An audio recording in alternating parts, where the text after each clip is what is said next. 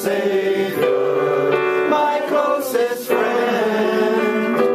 I will worship you until the very end. Thanks, Bill. You pray with me, please. Holy and loving God, for this evening we thank you for the time that we have together. And we ask that you come and that you touch our hearts, that you take my words and that you mould them into whatever it is that you want us to hear, and plant them deep within us so that we're connected even more strongly and deeply to you. And we ask this, Jesus, in your holy name. Amen. Amen. So it's been a while now, and they unfortunately still haven't had a chance to get the heating fixed. So it's a nice warm afternoon, and behind me is a furnace. So that's why we've kind of put these here to kind of, it is absolutely boiling hot. But so, sorry? They might melt. They might melt. Yeah, hopefully not. So we are into May, and we are into Mental Health Awareness Month. And I want to start off by adding to the little bit of blurb that's on the back of your bulletin, which is to say that when I'm talking about mental health issues, I can only talk from my own experience. And I'm sure that when Reverend Peter shares with us later in the month, we'll be talking from their experience as well. So it may be very different to your experience. And it may be that we have things, that we have some things wrong. In which case, please do come and tell us.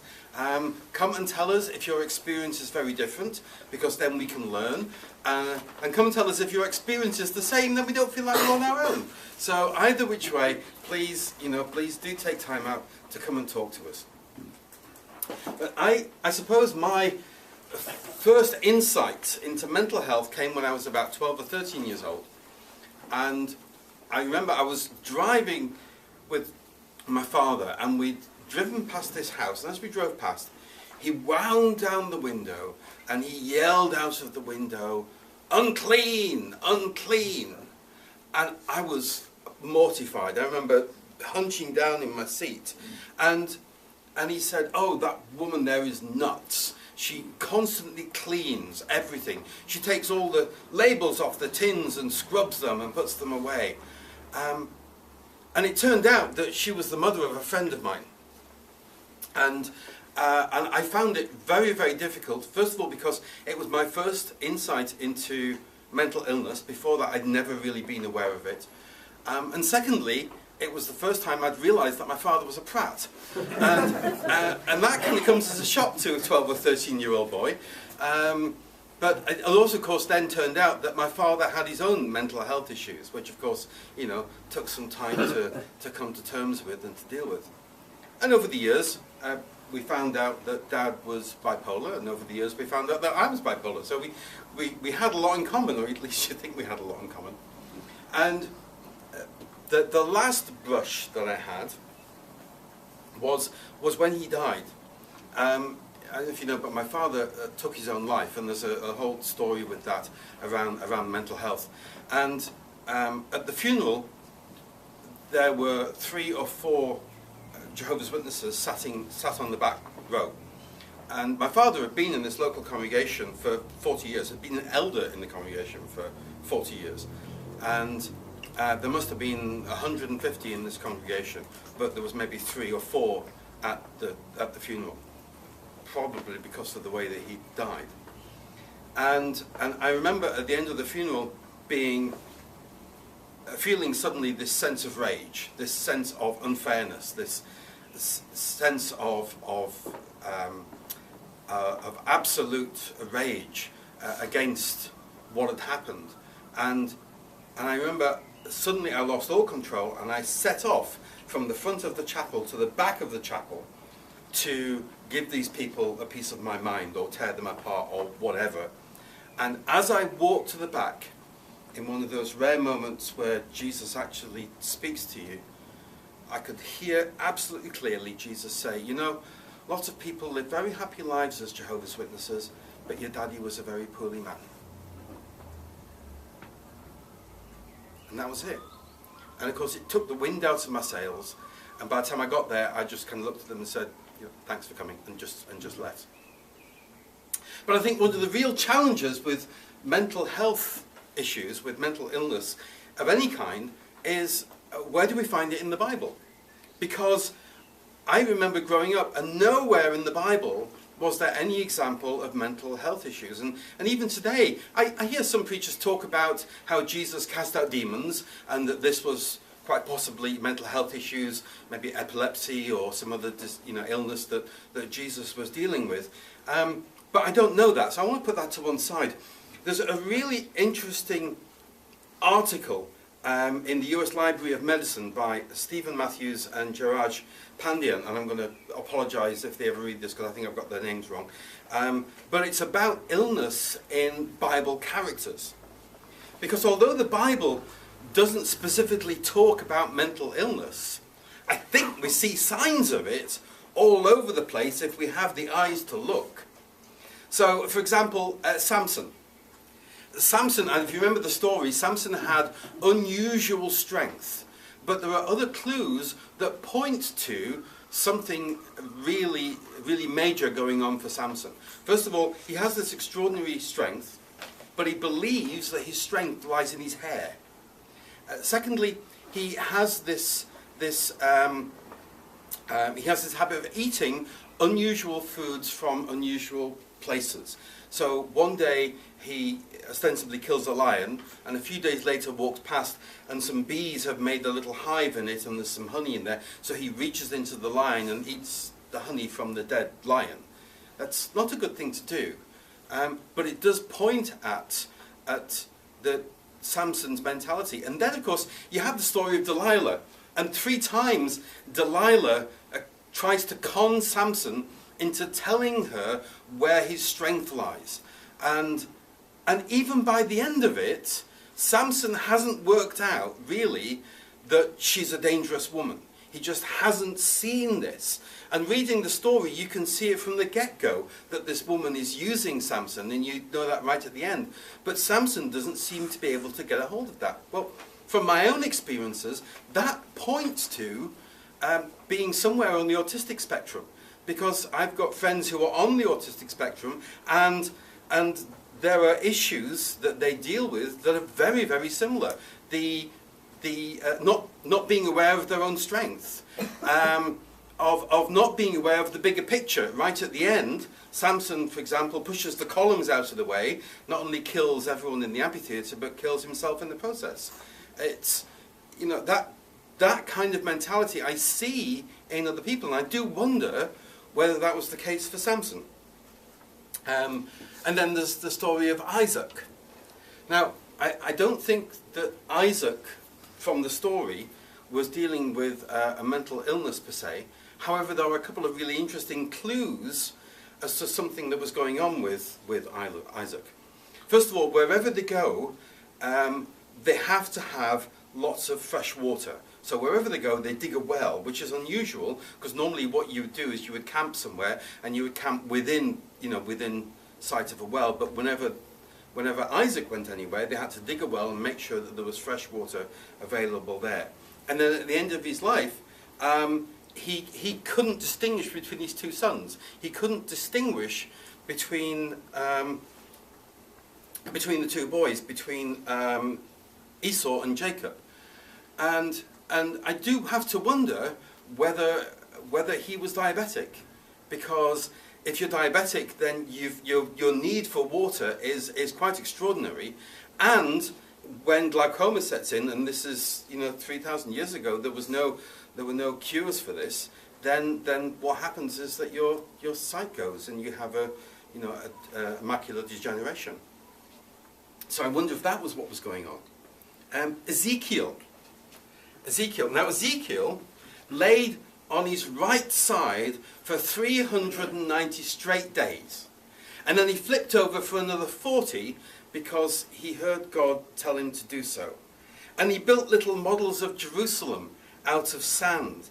And then he lay siege to a stone using a pot. That's Ezekiel 4. He even cooked his food with human waste.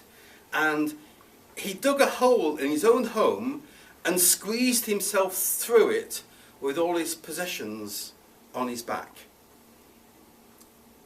I think that points to mental illness. I think that Ezekiel was very, very deeply troubled.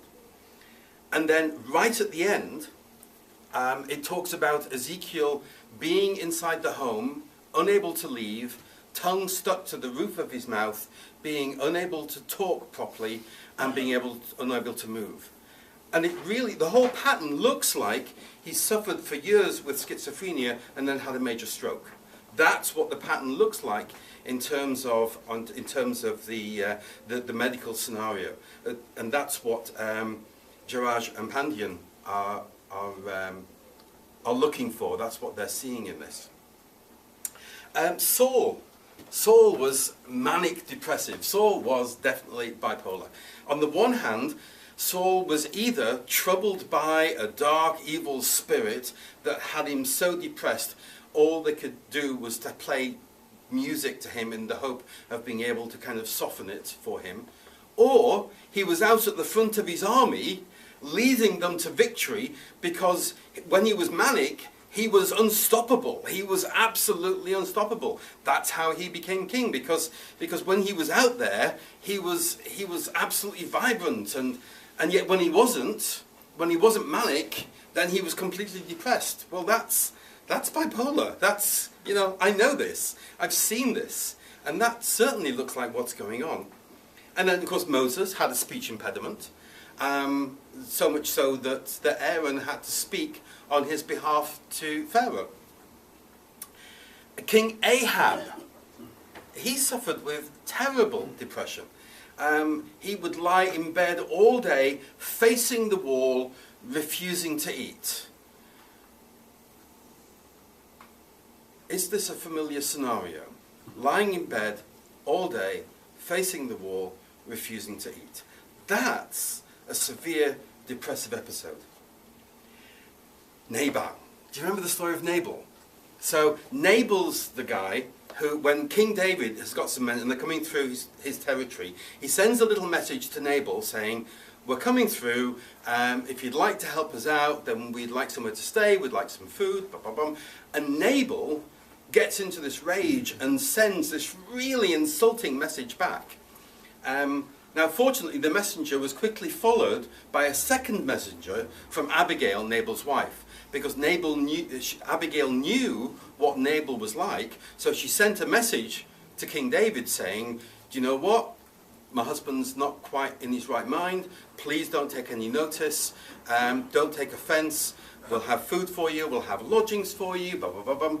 And then Nabal finds out that Abigail has sent this message to King David, and he gets into such a rage that it looks to all intent and purpose like he has a heart attack, and it kills him. David, seeing the kind of woman that Abigail is, marries her, but that's another story. But I think that Nabal, again, had some severe mental issues, and Abigail was basically walking him through that. She was his carer, making sure that he didn't create havoc and mayhem and for the family. Look at the disease, stress, and ultimately the PTSD suffered by Job. He wrote, amid disquieting dreams in the night, when deep sleep falls on people, fear and trembling seize me and made all my bones shake. That's a panic attack. That is a panic attack. In the middle of the night, for no reason, suddenly fear and trembling and unable to stop shaking. That's a panic attack.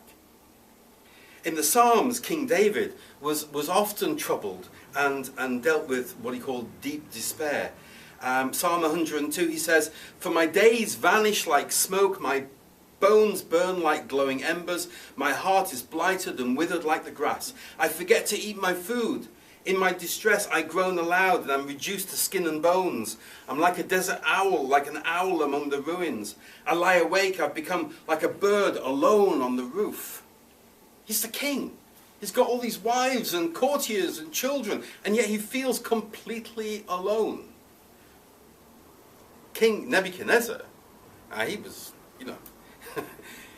bless him, he was driven out of his own palace because it says that he ate grass like an ox and would sleep in the open. In the morning he'd wake and there'd be dew all over him. It said that his nails grew like claws and that his hair was like feathers. Again, this is somebody who was just not taking care of themselves at all. This is somebody who suffered a complete mental breakdown. Today, we'd have some psychiatric help. In those days, he was pushed into a field in the hope that he'd get better. And then I think the most controversial example is the Apostle Paul. Now, of course, the Apostle Paul was a zealot. He went out persecuting Christians. And I have to wonder why he was a zealot in the first place. Because, I remember getting told that the reason he did this was because he was a Pharisee. Well, actually, that doesn't ring true. Because Pharisees, on the whole, weren't anti-Christian, oddly enough.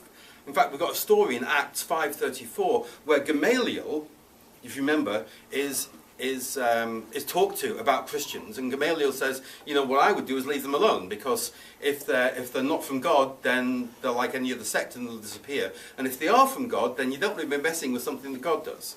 Now, Paul studied under Gamaliel, so I don't see why being a Pharisee would make him into a zealot. So was there something else, perhaps, in his character that drove him into persecuting people? Was it perhaps that his thorn in the flesh, as he called it in 2 Corinthians 12, was something that drove him? He had a physiological or psychological problem. Some people suggest that it might have been his eyes, that he had really bad eyesight. Galatians 6:11, he says, "Look with what large letters I write to you," to the congregation in Galatia. But personally I find that unlikely, because Paul wrote all these letters in Common Greek. And because he wrote in Common Greek, that meant that he was literate to quite a low standard. So when he wrote anything in higher Greek, he'd write it with quite large letters because it's quite complicated. So I don't think that necessarily points to a problem with his eyes. Maybe there was something else that caused a feeling of guilt. Religious zealots tend to fear being an outsider more than death. And this is a Jehovah's Witness. I think this is the main reason why my father came to the end that he did. The problem is, if you have this internal disqualification that puts you on the outside, then the worst thing that can possibly happen is for people to see that and physically put you on the outside. Maybe Paul was dealing with something like that. Maybe he was gay. Generally, in religion, I found that those who are the worst homophobes and bigots are usually people who end up being gay. They're usually the ones that end up having their photos taken with rent boys and outed. It's this kind of thing. So maybe Paul had an issue there. I don't know. So the truth is, I really don't know why Paul felt the need to persecute Christians. However, in terms of their danger to Judaism, it was reasonably understandable. The thing about Christians is that, and at that time they weren't called Christians, they were called followers of the way. But the thing about the followers of the way was that they said that you really didn't need to follow the law, and that you didn't need to sacrifice at the temple. So if you were somebody who had a strong relationship with the temple, which Paul did, and if you were somebody whose livelihood depended upon sacrifices in the temple, which as a tent maker Paul's did, then maybe that was enough. But again, don't know. But he has this conversion experience, which is what Tony read earlier. And during this conversion experience, he sees this blinding light and hears Jesus' voice. Some people point to that and think that perhaps that's some kind of psychotic break. Again, I don't think so, but certainly in medical terms, it can look like it. The thing about Paul is that if you read his Gospels, he can say one thing one place, and then he can completely contradict himself somewhere else. So maybe he was just in two minds about things. Maybe that pointed to some problem. Or maybe it's just that he grew in his faith over 10 or 12 years, and we see different snapshots of that. I think that's perfectly reasonable. Or we tend to forget that, of course, we only have one part of a letter. We have Paul's answer to a letter. So, for example, when he writes to the Corinthian congregation, he's writing in response to a letter that he received from them. So we don't know what questions he's answering. So, for example, in Corinth, maybe they had a situation where the congregation was still segregated, because early in his ministry, they modeled everything on the synagogue. Men were over here, women were over there. So maybe what was happening is that during the service, some of the women were talking about what was going on and what was happening, and perhaps they were chatting about what was going to happen for dinner, and maybe there was some talking going on, and maybe nobody could address it because their families were quite wealthy or influential, and maybe what Paul did to help them out was just put a complete blank on women shouldn't talk in the church. Now that doesn't mean that he was down on women. It does mean that he might have been trying to address a specific problem in a specific church, and quite badly, but that's not unusual for Paul. People actually accuse him of being mad in 2 Corinthians 5:13. He says, if we're out of our mind, as some say, then it's for God, and if we're in our right mind, then it's for you. So, obviously, people thought that there was something wrong with Paul. Now, maybe that was just because of the gospel message he preached. Maybe there was some other reason. Maybe there were some mental health issues at play. I really don't know. But when you look at Paul's life, you can certainly see patterns which are familiar.